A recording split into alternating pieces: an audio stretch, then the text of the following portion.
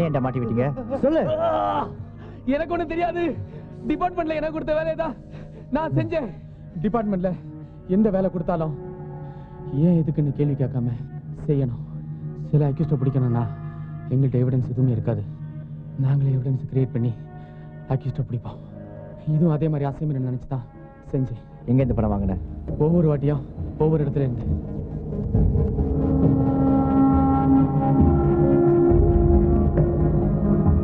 கடைசியா எந்த இடத்துல இருந்தா பணம் வாங்கின?